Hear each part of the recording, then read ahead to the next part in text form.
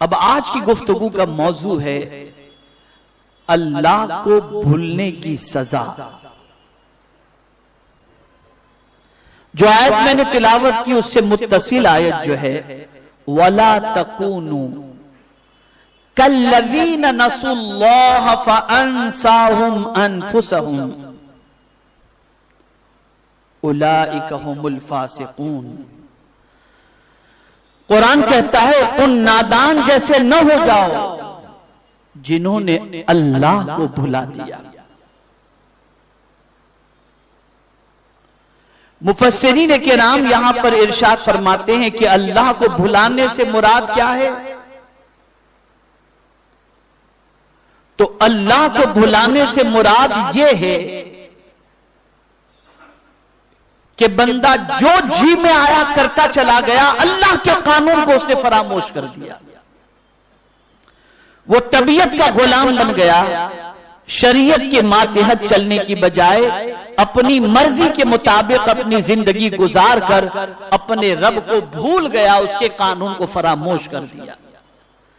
आज बहुत सारे मुसलमान हैं जो कहते हैं जब उनके सामने शरीयत की बात पेश की जाए, अल्लाह के फरामीन पेश किए जाएं, तो वो मुसलमान ये कहते हुए दिखाई देते हैं, मौलाना आज के दौर में इन सब चीजों पर अमल करना मुश्किल है, हमें हमारे हाल पर छोड़ दीजिए, हमें करने दीजिए जो हम करते हैं।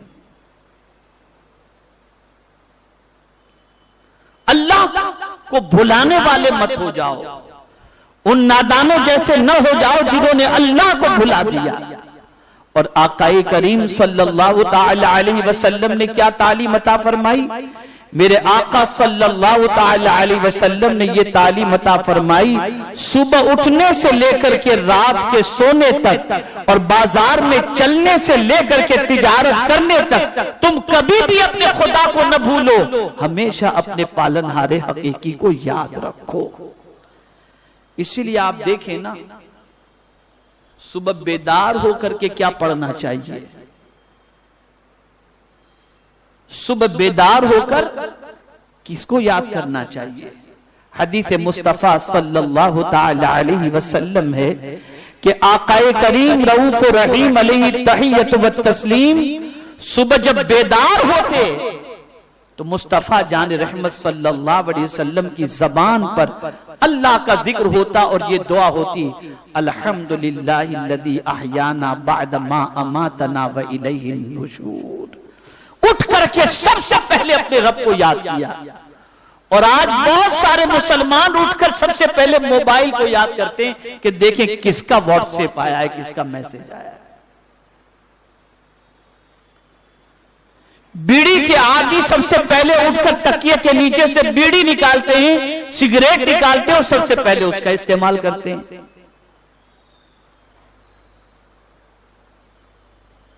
जबकि रसूल गिरामी वकार सल्लल्लाहु ताला अलैहि वसल्लम की आदत करीमा सुबह उठ करके अल्लाह को याद करना, और रसूल गिरामी वकार सल्लल्लाहु अलैहि वसल्लम रात को जब बिस्तर पर आराम फरमाते तो मुस्तफा जान रहमत सल्लल्लाहु अलैहि वसल्लम का आखिरी अमल बिस्तर पर जो होता था वो सूरह फलक और सूरह नास की तिलावत हुआ करता था। किसी लम्हे अल्लाह को नहीं बोलते। तो कुरान कहता है उनके जैसे न हो जाओ जिन्होंने अल्लाह को भुला दिया। वो लेन देन करते थे तब भी अल्लाह को याद रखते थे कि कहीं ऐसा तो नहीं कि हमारा ये काम खिलाफ शरीयत हो रहा हो, अल्लाह के अहकाम के खिलाफ हो रहा हो।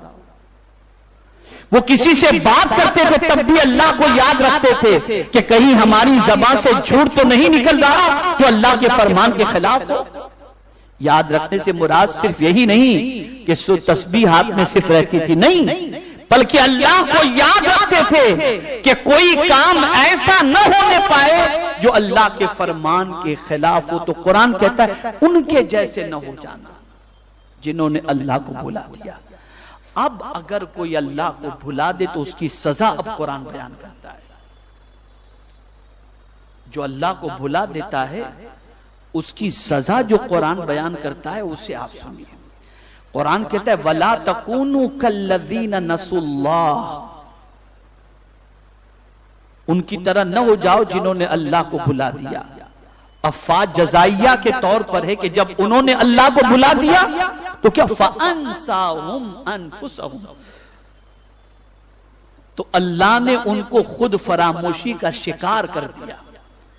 यानी अब उनकी हालत यह हो गई कि जो अल्लाह को भुला दिया वो भुलाने वाले का खुद का हाल ये हुआ कि वो खुद को भी भूल गया। और कैसा भूला कि किस रास्ते पर चल रहा है, जन्नत के रास्ते पर या जहन्नम के रास्ते पर, उसे कुछ खबर ही नहीं है। अब वो ऐसे रास्ते पर चल पड़ता है जो रास्ता उसे बुराइयों की तरफ ले जाता है। अल्लाह को भुलाने वाला ऐसी खुद फरामोशी का शिकार हो जाता है जो तबाही और बर्बादी की राह पर बंदा चल पड़ता है। मैं आपको बताऊं, कभी ऐसा भी होता है कि वो ऐसा इंसान जो खुदा को भूल चुका है वो कुछ काम ऐसे करता है जो उसकी नजर में बड़े अच्छे होते हैं और वो ये समझता है मैं ये काम करूंगा तो कोई फर्क नहीं पड़ेगा, मैं ये काम करूंगा तो इसका रिजल्ट ही आएगा, मैं ये काम करूंगा तो इसके नताइज ये बरामद होंगे। लेकिन जो खुदा को भूल करके ऐसे काम करता है उस काम का कभी नतीजा अच्छा निकलता ही नहीं, बल्कि उल्टा वो शख्स खुद फरामोशी की वजह से तबाह और बर्बाद होकर के रह जाता है। मिसाल के तौर पर फिरौन को ले लीजिए, उसने बच्चों को कत्ल करवाया, जहां लड़के पैदा होते थे कत्ल करवा देता था। उसकी नजर में यह काम बड़ा अच्छा था, उसे दावत दी गई थी, उसे बताया गया था कि हजरत मूसा अलैहिस्सलाम पैदा होंगे और वो तुम्हारे तख्त ताज को तहस नहस कर देंगे। तो उसने भी ये कानून बना लिया कि जिसके घर में लड़का पैदा होता उसे कत्ल कर दिया जाता। उसके नजदीक ये था कि मेरे तख्त और ताज की हिफाजत के लिए मैं ये काम कर रहा हूं, ये बहुत सही है। लेकिन जमाने ने देखा कि उसी के लोगों ने उसे जालिम कहा, उसे कातिल कहा, सब कुछ कहा। और फिर मेरे प्यारे आका सल्लल्लाहु अलैहि वसल्लम के प्यारे दीवानों, न उसका तख्त रहा न उसका ताज रहा, वो इस तरह से हलाक और बर्बाद हुआ कि आज दुनिया उसकी हलाकत और बर्बादी की दास्तान को याद करके हर जालिम के जुल्म के अंजाम के बारे में सबक हासिल करती हुई नजर आती है। आज जितने भी लोग, तवज्जो चाहूंगा जो बात अर्ज कर रहा हूं, जितने भी लोग नाजायज कारोबार करते हैं, लोगों का गबन करते हैं, अमानत में खयानत करते हैं, बदकिरदारियां करते हैं, बुराइयां करते हैं और ये तसव्वुर करते हैं कि कोई हमें देखने वाला नहीं है, और अपनी चापलूसी और अक्लमंदी को इसे तसव्वुर करते हुए गलत तरीके से अपनी दौलत और सरमाए को जमा करते हैं और ये समझते हैं कि इसमें हमारी होशियारी है और अपने रब के कानून को पसे पुष्ट डाल देते हैं।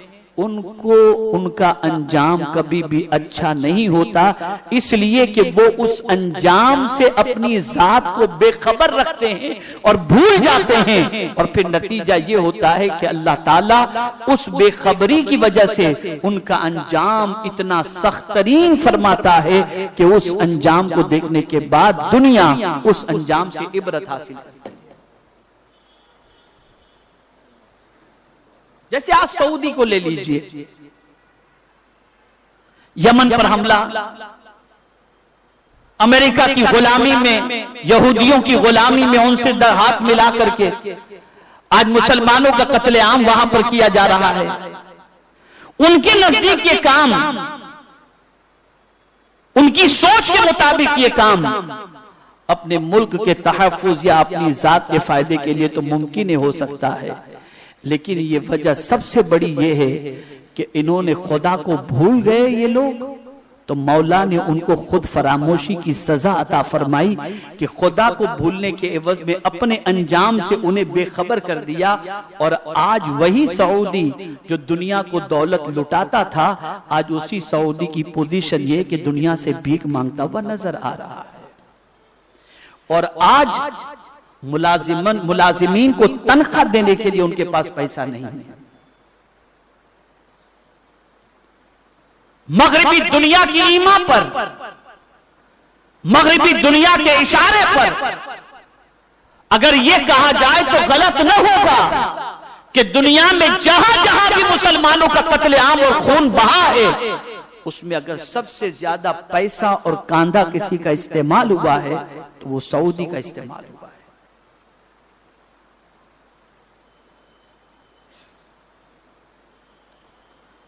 खुदा फरामोशी का आलम क्या है?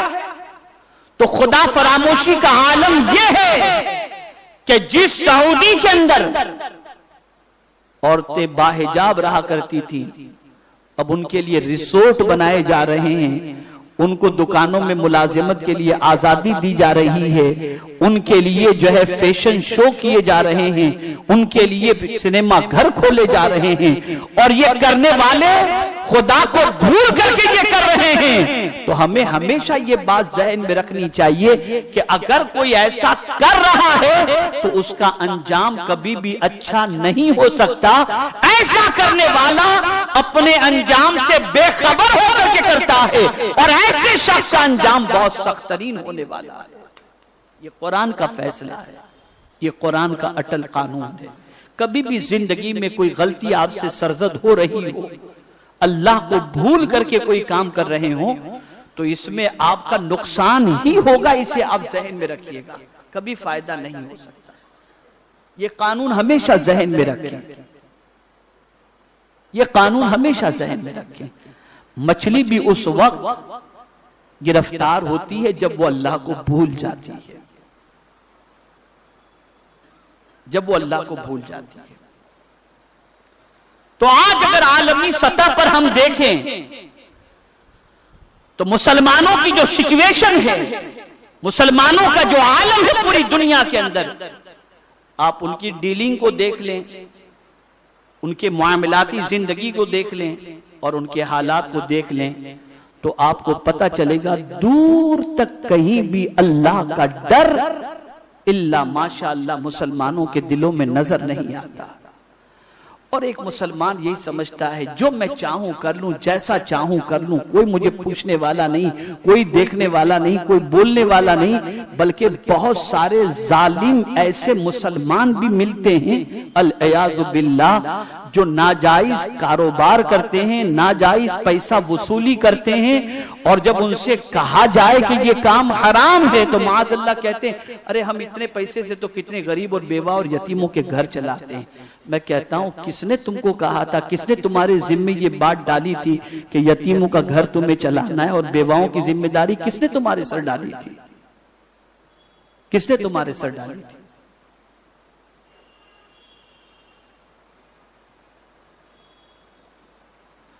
अरे बहुत सारे जालिम तो ऐसे हैं कि लोगों के पैसे गबन करके कर्ज सर पर है, चले उम्रा करने के लिए, चले हज करने के लिए।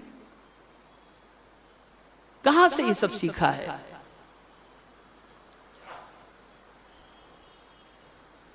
कहां से सीखा है मुसलमानों ने? ये हमको नहीं मालूम।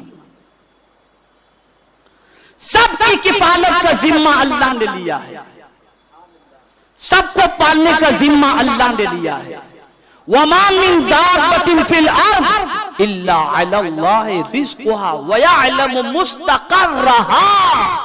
परवरदिगार हर जानदार, हर जमीन पर चलने वाले की जिम्मेदारी, जानदार की जिम्मेदारी, उसको रिस्क पहुंचाने की जिम्मेदारी अल्लाह ने खुद अपने ऊपर ली है। और कुरान के इस जुमले पर तो कुर्बान होने को जी चाहता है कि रब फरमाता है यअलमु मुस्तक़र्रहा, जिस करीम ने ये जिम्मेदारी ली है वो जानता भी है कि उसकी मखलूक कहां करार पा रही है। जहां जहां मखलूक है मेरा मौला वहां वहां उसका रिस्क पहुंचा दिया करता है, वहां रिस्क पहुंचा देता है।